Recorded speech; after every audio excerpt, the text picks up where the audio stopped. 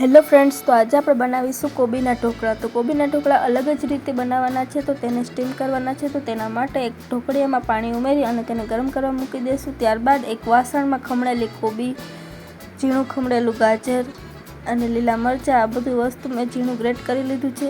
ત્યારબાદ તેમાં આપણે બધાય અલગ અલગ લોટ ઉમેરવાના છે। તો તેમાં મેં અહીંયા એક વાટકો જેટલો ચણાનો લોટ ઉમેરી દીધો છે। ત્યારબાદ તેમાં જુવાર, બાજરી અને મકાઈનો લોટ 2 ચમચી જેટલો લીધો છે તે ઉમેરી દઈશું અને 2 ચમચી જેટલો ચોખાનો લોટ ઉમેરવાનો છે। ત્યારબાદ તેમાં 1 ચમચી જેટલી અજમાને વાટી અને હાથેથી મસળી અને તેમાં ઉમેરી દઈશું।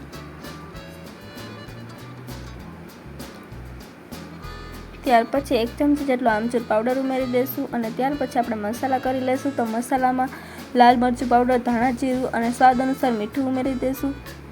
ત્યાર પછી તેમાં હળદર અને 1 ચમચી જેટલી વઘાણી ઉમેરી દઈશું અને હવે આપણે 15 થી 20 નંગ જેટલી ઝીણી સમારેલી લસણની કટકી ઉમેરી દઈશું અને અડધો લીંબુનો રસ ઉમેરવાનો છે। લીંબુનો રસ ઉમેરવાથી ટેસ્ટ એકદમ ખાટો મીઠો આવે છે।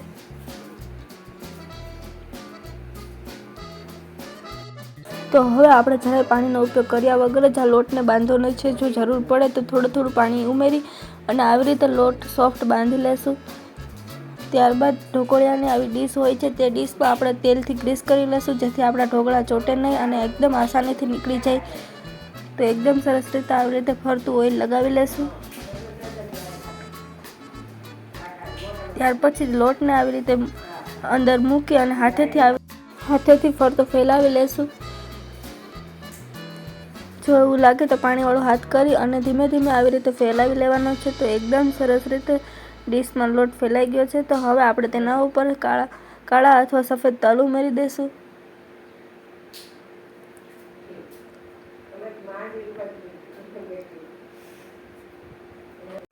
અને હવે ઉપરથી થોડી કોથમીરના પાન ભભરાવી દઈશું, તો એકદમ સરસ દેખાવ આવે તેના માટે।